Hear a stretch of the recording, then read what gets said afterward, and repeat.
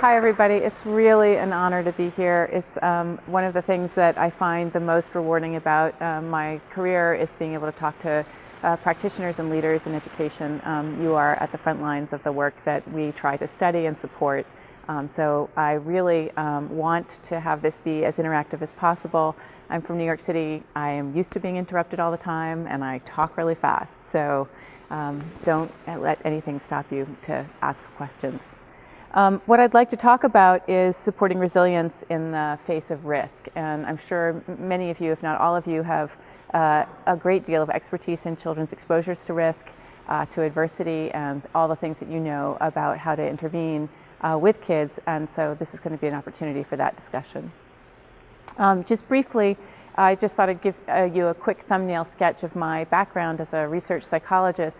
I really focused primarily in my early career. I was a student of Ed Ziegler's at Yale, really working primarily with Head Start, a federal to local program that supports very young children in poverty, with a strong emphasis on what both parents and teachers could do to support children's self-regulation, looking primarily at their emotional regulation, how they modulate their emotions, but also how they really focus their attention, use their working memory and their impulse control to be able to solve cognitive problems, to be able to do things that teachers asked of them, with a really strong twin focus not only on academic achievement but also on social and emotional health, which as children aged and I became more expert in middle childhood, really became about children's engagement in civic society as well as their potential to do well academically.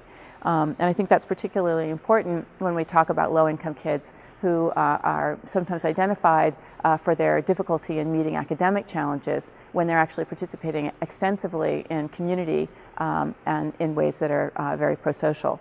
In thinking about that, I've learned a lot more about the roles of neighborhood and district and also the roles of school. And I think that's one of the reasons that I was invited to give the talk in the spring that Dr. Spring saw, and one of the reasons that I really love speaking with schools now. But primarily, I also place those in the context of poverty and of policy. So thinking about what is the cost of poverty to children's development, and then what are the solutions that policies can offer. Before I get to those big points, I always start with this slide. So can everybody see this slide okay? Right, so what's the first thing about that bouncing purple dot, right? That's for children under the age of 18. And we actually know that the rate of poverty for children under the age of 6 is even higher. But many of you are high school administrators and middle school administrators, so it's actually relevant to talk about children under 18. So it stays roughly the same across a very large period of time, from the late 1950s until 2009, and that continues. So about 1 in 5 children in the United States is facing poverty. Now, one of the reasons that I show that figure is it's centrally important for people to understand that children in poverty are not some small substratum of American society. They're actually 1 in every 5 kids. And maybe you know that, and maybe in Schenectady it's an even higher proportion of the population. It's not a really tiny fraction, but actually a substantial portion of our communities and our population. The other thing to notice about that graph is the rate of poverty for those aged 65 and older. Anybody notice anything about that particular group of people, their rates of poverty over time? Steadily declining, right?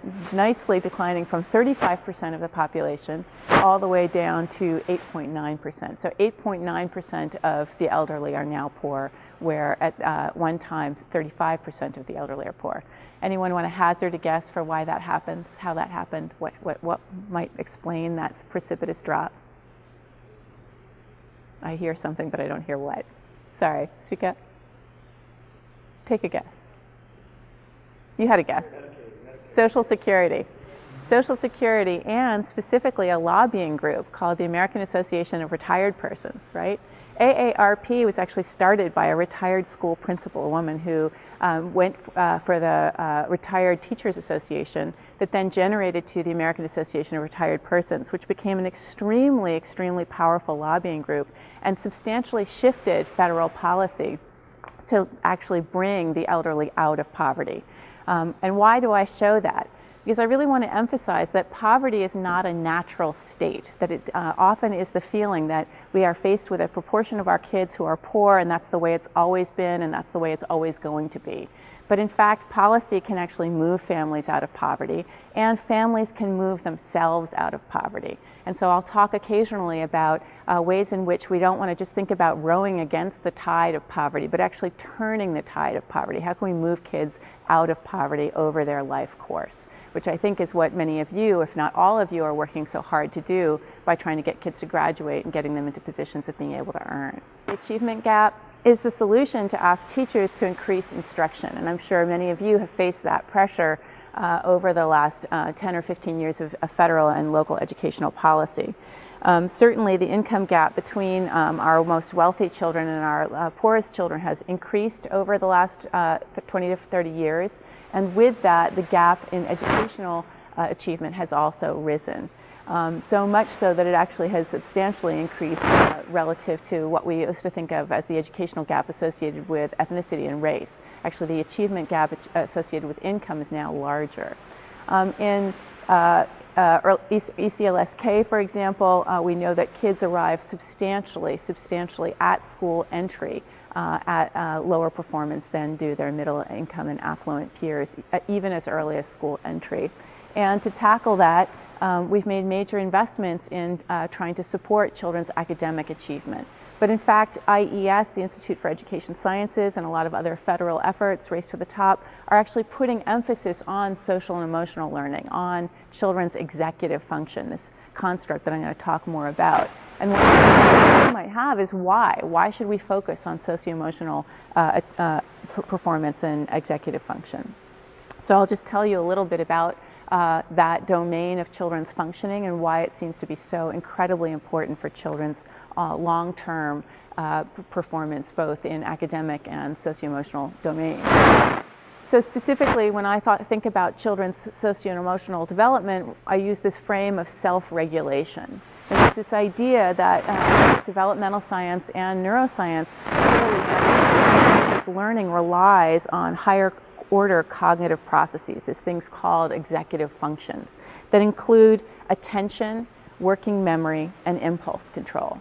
So if you think about a preschool classroom, if a teacher says, okay, everybody, I want you to put down your toys, clean them up, go to your cubby, get your coats, and get in line, that involves a lot of information. What does that involve? That involves a child actually hearing that teacher's voice and attending, actually remembering the sequence of things that teacher just said, and then using the impulse control to stop playing and start doing all of those things that the teacher asked.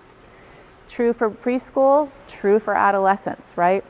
If a child is in the middle of a heated debate with a peer because somebody just said something nasty about somebody else, that child has a repertoire of cognitively informed skills that he or she knows that she can use, right? Turn around, walk away, don't get involved. But that child may be really pressed to remember that she can attend to those things, those other things, that she has other friends, that she has another place she's supposed to be right now, which is not in the hall. She has to actually remember all that sequence of that repertoire of skills that she has, and she has to use impulse control to not get into drama in that hallway in that moment. So we think about executive function as particularly important for how to regulate and modulate social situations, but also how to modulate academic situations, right? How often have you seen a student who is starting to freak out or have difficulty in a test-taking situation? That child knows the material, but he may be having difficulty attending to what the task is at hand. He may be having difficulty remembering what it is he knows and how to use it, and then he may have difficulty maintaining impulse control to actually complete the task rather than to get really distracted or fidgety and start really wanting to be out of the room. Those things are called executive functions. Similarly, we know that executive functions are highly related to emotion regulation, as I've just pointed out, that the extent to which people are able to down-regulate their anxiety, particularly in the middle of a very stressful situation in what we think of as a short time course, is exactly the example that I just gave. But you can also think about it over the longer time course. Children who are persistently exposed to situations and conditions that lead to higher emotional distress ongoing distress in their lives have been consistently found to have more difficulty with their executive functions. That system, when it is placed on high alert, actually leads to wear and tear on the prefrontal cortical system, the neurobiological system responsible for attention, working memory, and impulse control. Now, I want to be really clear, this is not that every child exposed to stress is going to have difficulty with executive function. It is simply that it raises the likelihood, it increases the risk for a child to have that difficulty. And what that means is that a preschool teacher or a middle school teacher might not see 1 or 2 children with attentional difficulty and executive function difficulties, but more like 3 or 4 children in a class of 22 or a class of 28. It raises the probability of children having difficulty with executive function. And just to point that out, in doing some recent analyses of a large sample of data that were collected by my colleague Clancy Blair and his colleagues in Pennsylvania and North Carolina, it's a sample of 1,292 families, both African American and white, in rural and semi-urban communities. We found that with every year that children were in poverty and exposed to the chronic stresses associated with poverty, children had a higher likelihood of having difficulty with executive function. So you can see I've plotted executive function at 48 months along the y-axis, and children experiencing 0 years of poverty are looking on average a whole lot better than those 3 years of poverty. And what we know is that basically this and other support for this hypothesis of toxic stress. The idea that stress associated with adversity, with poverty-related stressors, gets under the skin. Specifically, it disrupts the cardiovascular and HPA axis, a stress hormone cycle in the body and in the brain, which suggests that toxic stress has a significant impact on kids' behavior through physiological processes. Now, that sounds really grim, and I have got to say, even giving that as part of a talk is stressful to give because it sounds so much a glass half empty. But what's really important is that we found that this process is actually highly plastic, highly malleable. And I really want to emphasize now the glass half full, that with lots of supports, children actually show a substantial ability to bounce back physiologically, behaviorally, and cognitively on a set of assessments that I'll show you in just a minute. And that bounce back is really part of a whole movement that we call neuroplasticity. So many of you may be really familiar with this idea of rewiring the brain, right? How many of you have been interested in luminosity or lumosity? Anybody going on to lumosity? What do you think about it? Like it? Yes? No? Seems fun, right? Makes sense. You can train the brain. It seems such like a great, intuitively exciting idea. It turns out that there is actually lots of evidence to suggest that games like that do lead to substantial changes in the brain, particularly on the skills that those computer games are training. The challenge is that those skills don't seem to transfer well to other challenges and tasks in the real world. I think sometimes they also get a little bit oversold. So recently I found this great quote in Education Week, which is usually a source that I trust tremendously, that talked about literally rewiring the brain. Like there are not actually wires in the brain. It's the idea that you can actually reroute signals in the brain that is very intuitively appealing, and that with computer games we have actually found some evidence for in the lab. So while those are really impressive, they don't necessarily look like they are going to carry us forward with the kinds of challenges and cognitive tasks that kids have in the real world. It's great if we can take a whole bunch of kids and give them computer games to play, but will they actually carry that skill forward? And so because of that, we tend to develop more interventions and things that we can implement at the classroom level and at the school level, things that will be sustained and that have what we call transfer into real world contexts. So I'm going to tell you just a few words about one of those interventions, specifically that I designed with colleagues in 2003-2004. It's unbelievable to me that that's now 10 years ago, over 10 years ago. And specifically, it was that we took preschools and cluster randomized them. We took schools and found matching sites that matched each other, sort of sister sites, and we randomly assigned one to treatment and one to control. And the treatment group got a whole lot of training on how to support self-regulation and executive function among preschool-aged children. It included teacher training, it included some coaching in the classroom by mental health consultants, and it includes stress reduction for the teachers, under the premise that teachers would be having a hard time supporting emotion regulation in little kids when they themselves were experiencing many of the same stressors that their children and their families were. Head Start teachers, as you may know, are paid quite low relative to other teachers and are themselves just at or just above low-income status often. We implemented that in 7 neighborhoods of concentrated disadvantage in Chicago with 18 sites and 90 teachers and a very high level of buy-in from the teachers and the kids in our program. And you can see that we basically improved the climate and the level of teacher sensitivity and behavior managed substantially among teachers. But that's not what you really want to know. What you really want to know is whether it made a difference for kids.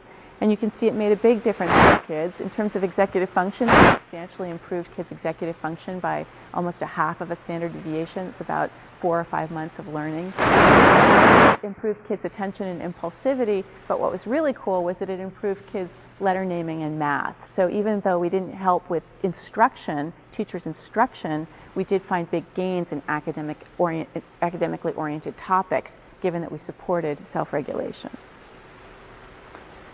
What we then did was follow children through elementary school with that program. And what we found was that my hope that children would just do super well from then on was extremely naive, extremely optimistic, right? Because they couldn't carry those skills like little suitcases into their elementary years. What in fact they were doing was facing a whole other experiment called the real world, which was that they were randomly or non-randomly being distributed from my 18 preschool sites into over 150 different schools in Chicago that varied tremendously in school quality.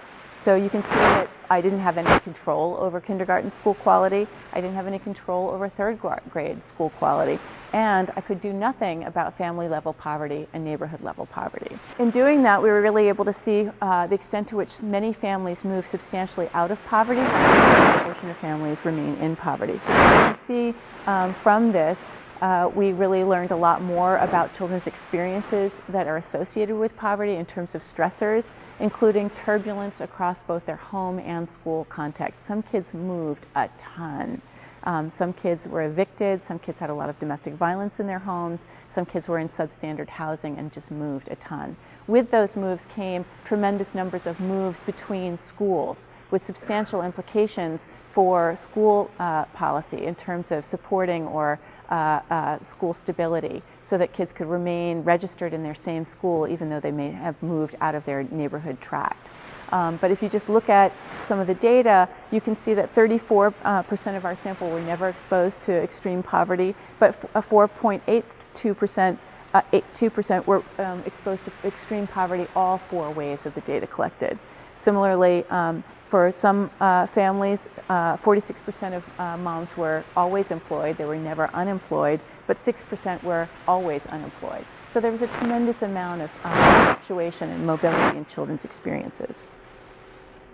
In thinking about that, we also thought about and realized that we needed to focus more on community violence and violence in the home, specifically looking at kids' trauma exposure. And I think this is increasingly becoming very pressing as a policy interest in school systems. I've had a wonderful opportunity to partner with Kirsten Keenan and Kate Walsh on some analyses of our data, and they're working on those now, some of their data from a previous study. And one of the things that Keenan noticed was that she started working with people who were experiencing PTSD in the National Guard after they came back from being deployed in Afghanistan. And what she noticed as she started interviewing people was that their rates of exposure to violence were actually no higher after coming back from Afghanistan than before they were deployed, particularly when she was dealing with families and individuals who had been deployed from large cities like Detroit, for example, Cleveland. So she took the data and she compared exposures to traumatic events for those who had been deployed and those in the Ohio National Guard and those who were Detroit residents. And as you can see, the rates are just unbelievably high. So in terms of the prevalence of PTSD, she found that the rates of PTSD involvement were actually almost double the rates of PTSD deployed. Now obviously that's probably informed by some bias, right? So it's probably the case that military personnel might be incentivized not to report PTSD symptoms because they would like to not actually lose their deployment status. But that said, if you go back and look at those data, the rates of folks experiencing a shooting or being stabbed, or the rates of sudden unexpected death, or the rates of witnessing a death are unbelievably high in urban settings. So my graduate students were particularly motivated to use these data that we were collecting to answer these questions for our own kids in our own sample.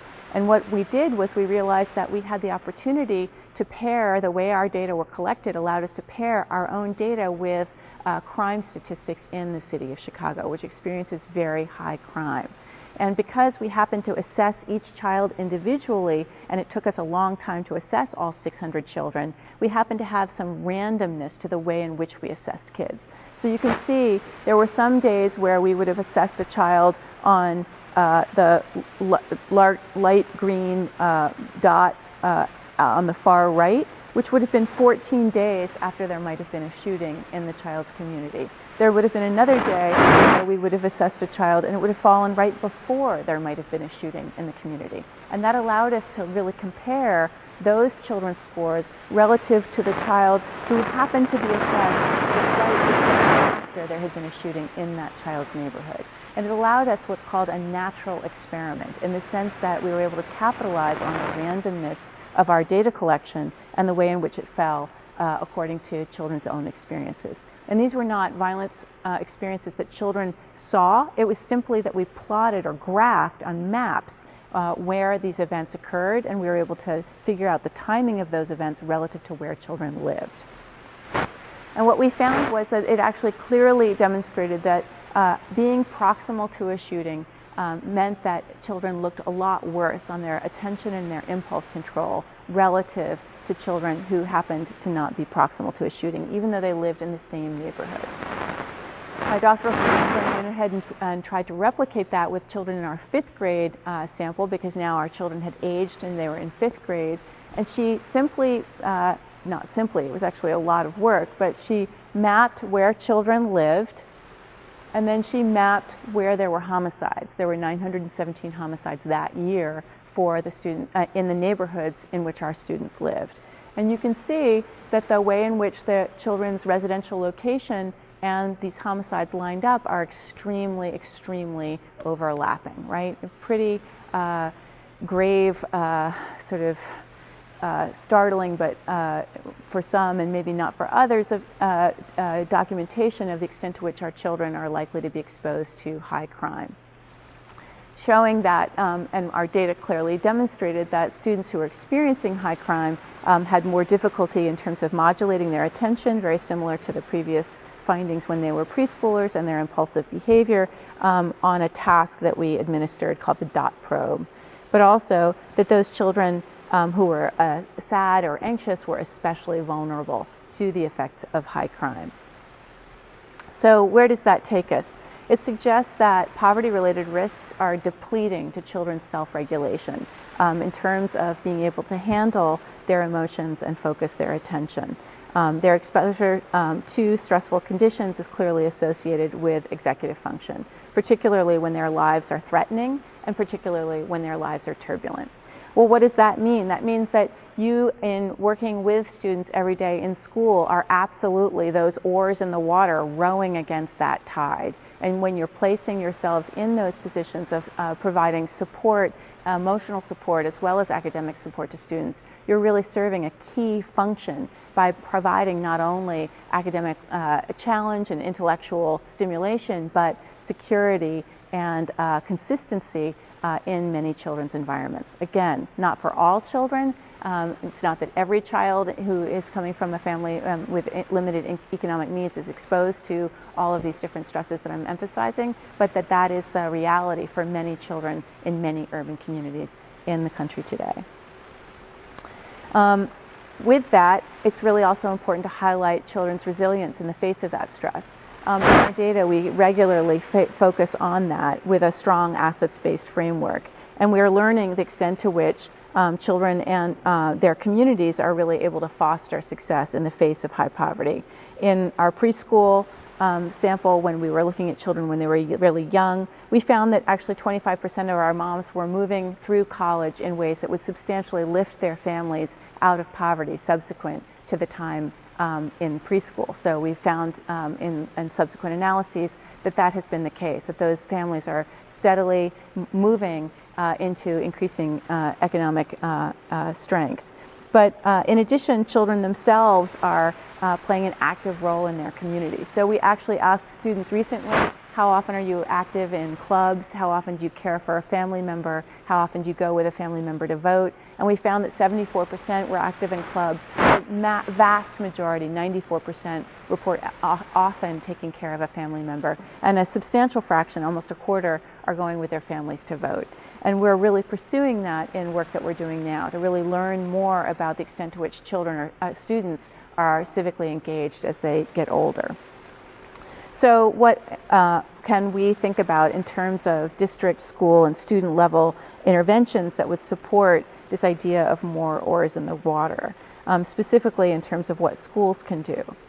And as I mentioned, your role as supports to students is non-trivial. There's a large literature from the actually from rat models as well as from the medical health model that suggests that providing a social buffer dramatically reduces the impact of stress on children's physiology as well as on their academic and emotional performance. So I don't know how many people here, Joanna's already seen this point before, but anybody get a flu shot this last year? Yes. Did anybody hold your hand? Did the nurse hold your hand while you get the flu shot? No. Well, she should have. Or he should have. It turns out that if someone holds your hand while you're undergoing a medical procedure or getting bad medical news, for example, it not only reduces the pain, but it actually leads to faster immunological response. There's a lot of literature on the role of wives for husbands when husbands undergo surgery. That actually husbands heal faster when wives are present with them with a strong emotional connection. Now, I have to say that is not true. The data are not similarly true for wives with husbands' presence, but so it's not just anybody.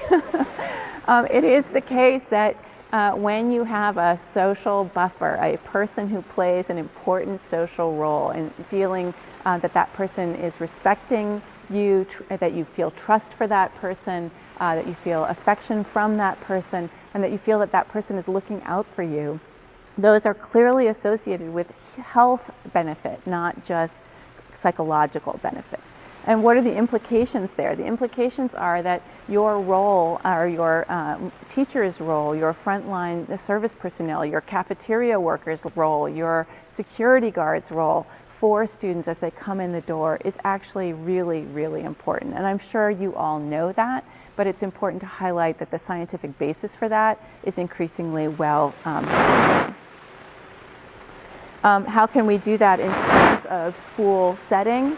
One of the ways that we do that, or I have been thinking about that, and we have not yet empirically tested models of trauma-informed support, but increasingly trauma-informed support is big in school settings. How can we help teachers to understand that if a student is acting out and looking like he or she is at risk of a disciplinary difficulty or challenge, that may be a reflection of a whole set of difficulties that may be going on at home or might have preceded the school day that can be supporting, that you could actually figure out a way to de-escalate that situation in a trauma-informed way.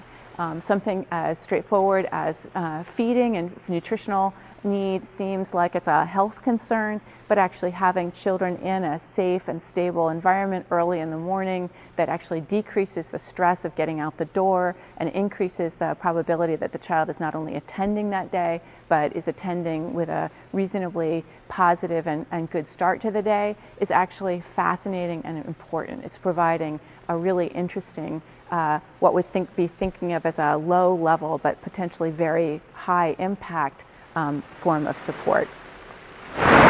So the extent to which individuals can be receiving more support in how to deal with stress, loss, and threat, we understand that to be increasingly a viable and potentially very positive avenue to follow.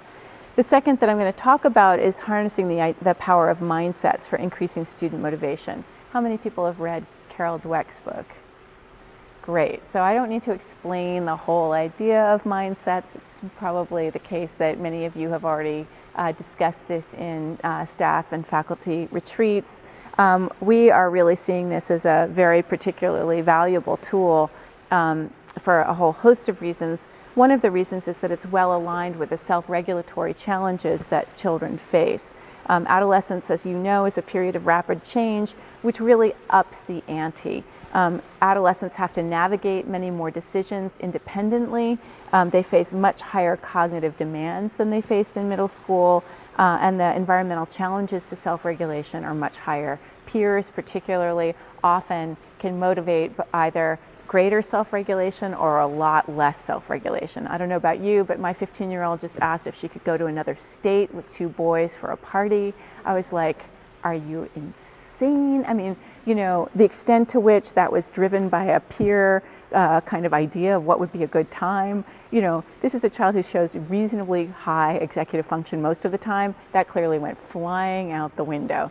And needless to say, my answer was a clear and unequivocal no, but just the idea that peers can really either foster kids' self-regulation or help to unravel self-regulation is, I'm sure, something that you see every day. Not only that, but there are changes in children's physiology, both in terms of their puberty and in terms of their prefrontal cortical development. What's going on in their actual brain development is changing rapidly in adolescence. So that brings us to the topic of stress-related anxiety. Kids experience a lot of anxiety that can be really exacerbated in the context of high stress, environmental stress, and that can really disrupt performance and motivation. And I think that Carol Dweck does an unbelievably beautiful job of writing about that. We're particularly concerned about that in terms of what we see a lot of in our sample of adolescents, which is checking out. A detachment from trying, because the stress of actually trying and potentially failing is actually worse than the stress of checking out. And the other thing that we see is choking under pressure, that when a student tries, when they're experiencing high anxiety, that anxiety actually disrupts their performance. That is so alarming that it actually leads to lower performance, which can become a cycle that's very difficult to disrupt. So what's really important with that emphasis is the idea that children actually pick up more negative cues the more negatively they feel. I don't know if anybody here has noticed that, but if you're feeling kind of blue, you notice that the person who's calling you or talking to you is not being as warm to you, that your mood actually can bias your perception of environmental cues. And if you instantiate a more happy mood through just deciding that you're going to get yourself out of it and go for a run or go hang out with a friend or go watch a movie, things can actually start to seem brighter as the day progresses. And that's because as your mood can shift, you actually receive and pick up more positive cues. It's this idea of what's called mood congruent bias. Students who are in a grumpy mood and who feel negatively are going to pick up more on the signal that their teachers might be giving them that are both positive and negative. They'll pick up more on those negative cues. The same thing with picking up on more negative cues from peers. So that idea that kids are touchy or thin-skinned or pricklish or sensitive is actually accurate. They're picking up more on those negative cues. They're more negatively biased. So how do we flip the script to get them to pick up on the positive cues that are actually out there? We think of this as we call this cognitive reappraisal, and that's what mindsets are often targeted at doing.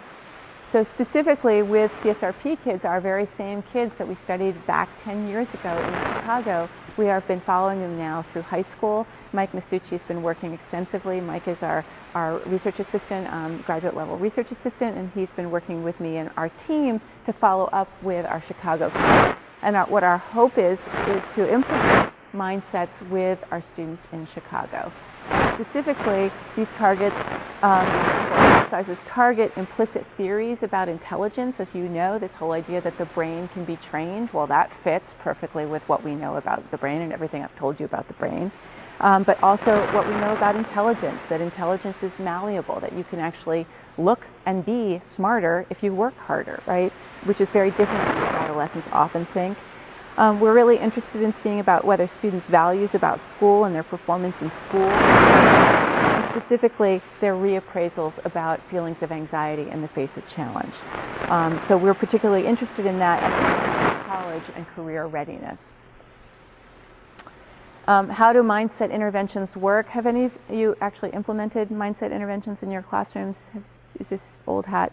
Okay, well, just briefly, it's actually can be administered now all on laptops and desktops, and we're particularly interested in doing that individually for students. In the past, it's been done actually by writing on pieces of paper for the entire classroom, but we think there's actually a great amount of leverage to be found in being able to do it on laptops and desktops individually for kids, either in groups or individuals.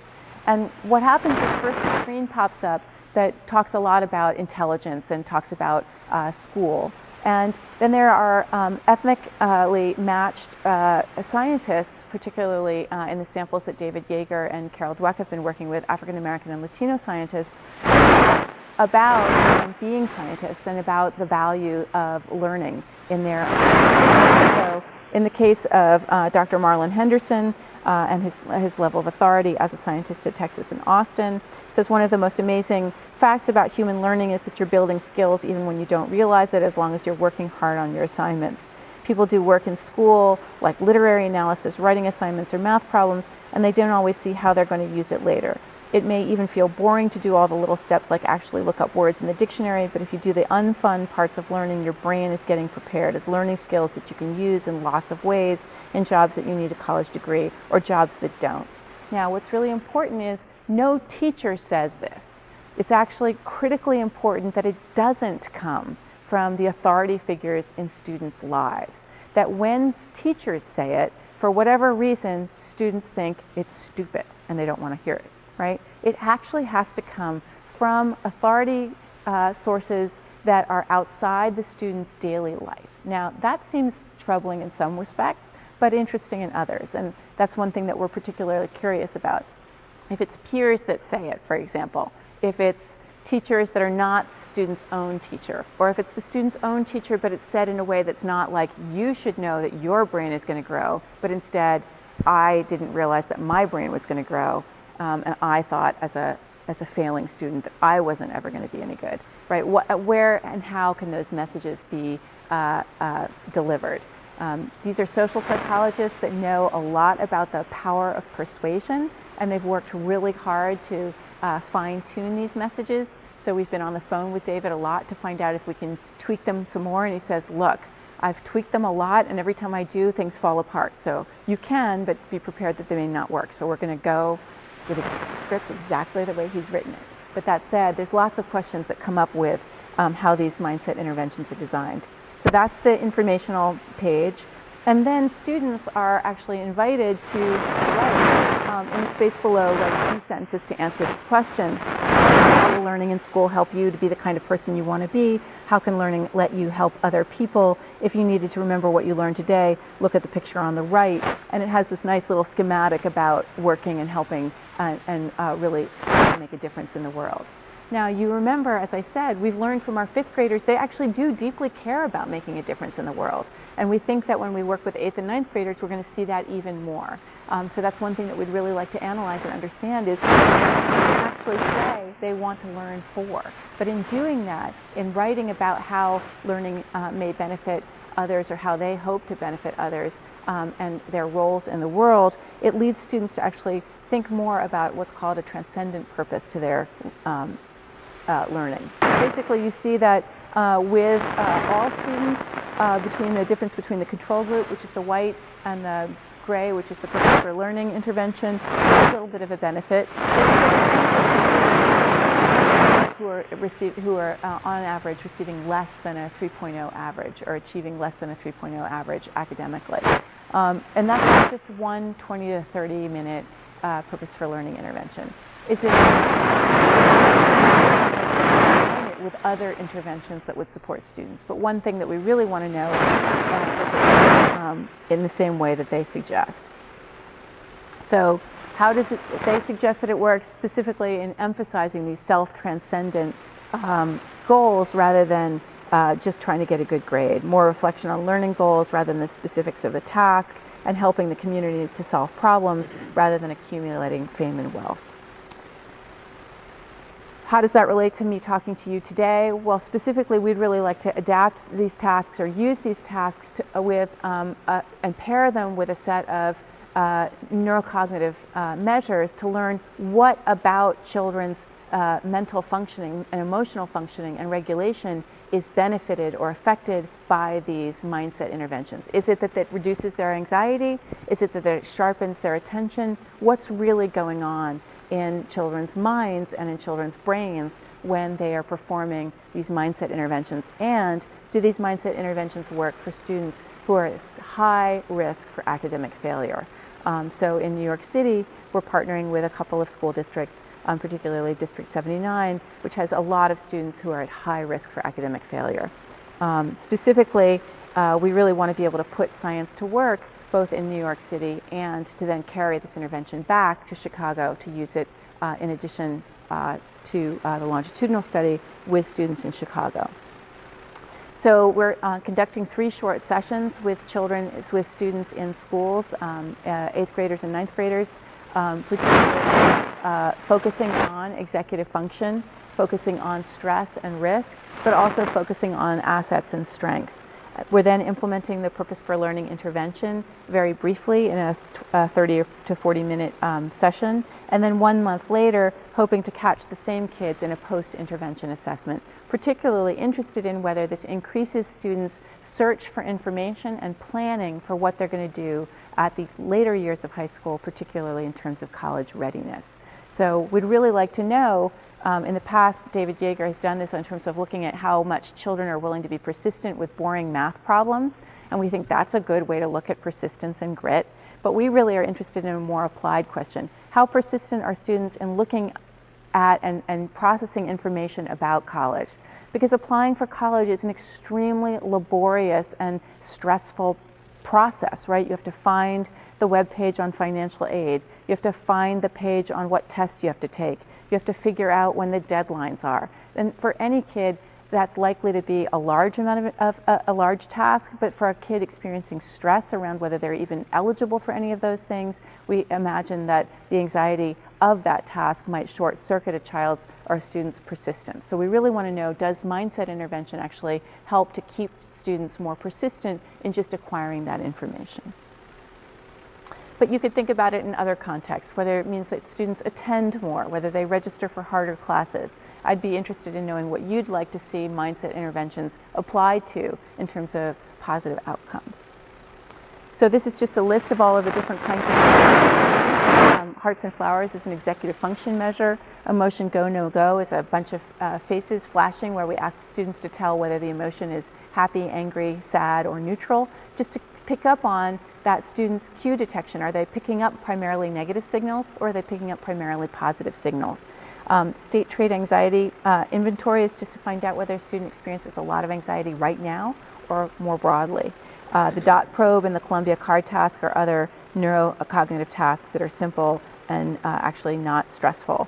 The strengths and critical consciousness scale is actually one really looking at student civic engagement and participation in civic organizations. We've piloted this in a very small sample in New York City, and the response has actually been surprisingly positive. I enjoyed these activities, and I hope that the data provided by me and the school are useful in your research. Thank you very much. Some of them did say, like, this is a rigged game, and I think you should not have it be rigged anymore. We've definitely then, in the second section, specifically the purpose for learning intervention with tasks on both sides, so that it's as part of the research study to help us understand more about learning and teenagers' brains. We do make explicit to students in New York that this is to help the study in Chicago, so that students don't think that we're trying to help them.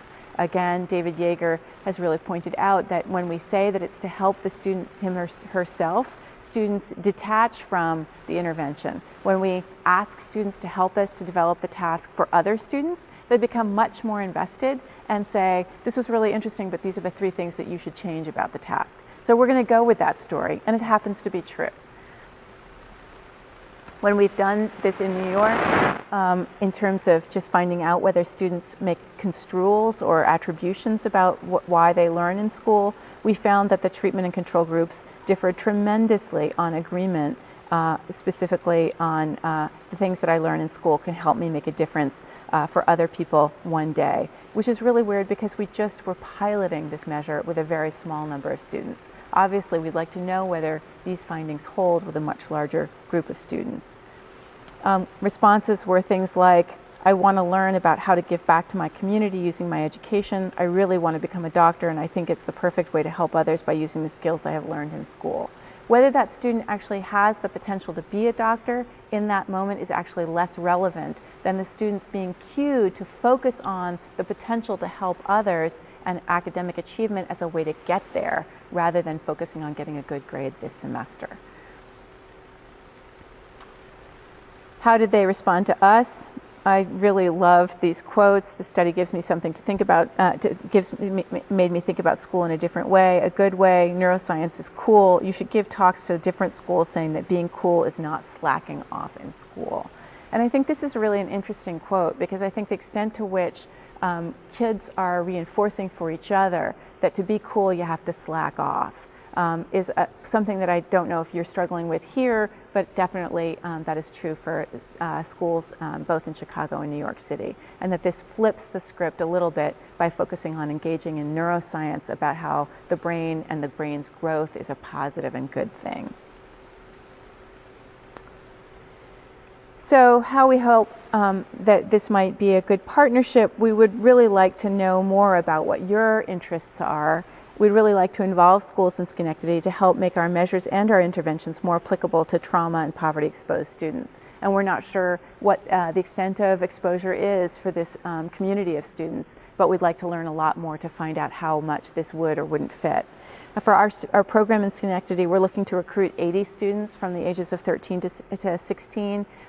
We potentially would like to do more in future, but initially we believe in a slower, steadier on-ramp of partnership where we try to set out an achievable goal where we feel like working with a small number of classrooms is viable and works and doesn't feel too burdensome to teachers and too burdensome to administrators. Once we hit that benchmark, then we start thinking more about longer-term partnership that could involve more schools and more programs. When we partner with programs, we often need help with things like getting families and students' consent. We have an extensive consenting process, sending a note home, getting parents to go online to consent, or sending the note back. We also really need, at this age, students' assent and students' consent. Students actually have to sign, and students have to say they want to do it. And we take human subjects protection super seriously. We really, really respect students who don't want to participate or families that don't want to participate. Scheduling is always an issue. It turns out advisory seems to be working well.